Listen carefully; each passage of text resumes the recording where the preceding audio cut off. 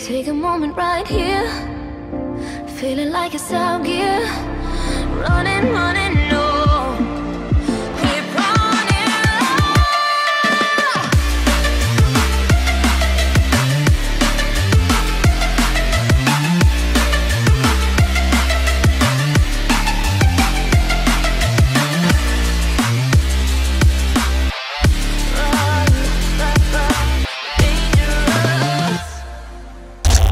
Bro, this is really happening right now, bro. Like, this is really happening, bro. You don't understand, like, bro, this is really happening right now. What if the argument between if a Yonko can beat an admiral or vice versa will be answered next chapter? Think about this for a second.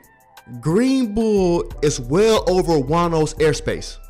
Now, if Kaido's people was already up and did not lose the fight, they would have detected this. Mind you, it's been 7 days since the raid on Onigashima. So I don't know if Momo's samurai already, replaced Kaido's man on who would actually detect if somebody breached the borders of Wano. But then again, Green Bull is there for reconnaissance missions for the fleet admiral. But we all understand as One Piece fans, things do happen. Bro, this is mind-boggling, bro. Just think about this for a second, bro. Like, what if the future Yonkos, as in, Law and Luffy, I mean, everybody knows they names are in the newspaper, right? They're gonna be titled as the new Yonkos, right? Like, spoiler warning, maybe. But at the same time, it's like, think about Law, Eustace, Luffy up against Green Bull, one of the new admirals, bro. But then again, it took a tag team of Law and Eustace to beat the Yonko Big Mom. So what is the power scaling between these new Yonkos and admirals? Like, bro, Oda is not playing since we finna go on a whole month break, a whole month hiatus, bro. Like,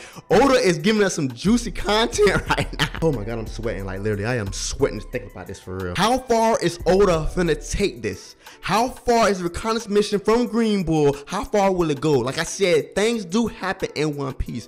Maybe we will see Green Bull in action, but we all know that Green Bull, once he got introduced in the manga, his devil fruit is like a plant-based, probably Logia fruit. Bro, this takes me back all the way when the Paramount War, when Whitebeard was facing off with the fleet armor as we know now, Akainu. And in my opinion, I feel like Newgate had the upper hand on Akainu the whole battle. But then again, Newgate is on a whole nother level than these new Yonko. I could say Akainu did not stand a chance against Whitebeard because he seemed like he watched the flow with him. Then again, Akainu did have some good shots against Whitebeard. Then there's another scenario how this could happen. What if Green Bull gets detected, right? And then he has to fight his way out of Wano because Luffy, Eustace, and Law is on his tail. Like, bruh, that power scaling level will be immense. There are so many paths that Oda could take with this Green Bull coming to Wano scheme, right? There's so many things that we as One Piece fans could assume. That was by far the biggest cliffhanger that Oda could give us. And let's not forget to mention that the girl finally said that Nika has finally emerged. It seems like their plan is to evade Wano, but at the same time, Wano borders are still closed. And I can see why the girls want to evade Wano, because there's so much culture of the Void Central and so many things that they can learn and they actually want from Wano. All these weapons and all these factories in Wano, this is what the Marines really want. And not just the Marines, the 5 elders also want this equipment, these weapons in these factories, so they'll do by any means. We already seen that the government is already desperate enough to get the weapons from Kaido. They're trying to build alliance with Kaido through Orochi. And if the government is so desperate to get these resources, that means the government's probably on their last leg of equipment. And maybe Dr. Vengapont's SSG initiative ain't all it's cracked up to be. Or it can be Akainu don't want to depend on it and he want to go his own route. It could be so many things that we can get from this. And I can say that Dr. Vegapunk is the top scientist in the One Piece verse. So I can speculate that maybe the SSG initiative might take longer than expected. Just because the government is so desperate to get weapons from pirates. And on a side note, we did lose some key Nakamas in this raid. So let's all bow our heads for Ashura and Izu. And if you want to bow for Basil Hawkins, because probably he is dead, you can do that, but I'm not doing it. No. But on a side note, once we got introduced to Sarahibi in the school and was teaching the tales of Orochi, the false tales of Orochi, I knew that once everything was gonna clear up after this Wano battle, I knew that things would turn a different leaf. I knew that it would be rewritten again, and I love that the fact it has. And we seen in that panel a kid drinking fresh water. Amazing. The tales of Oden will finally be praised. The Scalpers will finally be praised. Everything is going up from here from Oden and the Kozuki family. And that was a must need, because we really need Oden and his fellow Scalpers that died, and the rest of the samurai that died in this battle need to be glorified. But on a side note, I hate when Oda do this death foreshadowing.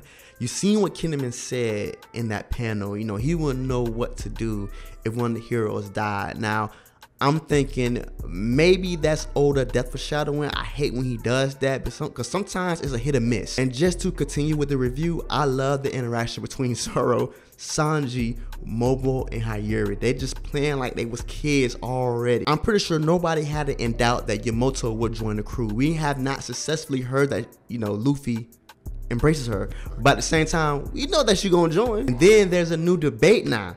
Since Sanji awakened his exoskeleton, maybe Sanji's more closer, matching Zoro. And let's talk about these new bounties. Like I said, beginning of this video, amazing cliffhanger that Oda left us off with. From what I'm getting from this, I'm pretty sure Eustace is gonna be mad because Luffy has a higher bounty than him, and plus they gonna give credit to Luffy leading this Wano charge, this Wano raid. I would love to see Luffy's bounty at 3 billion, around that margin.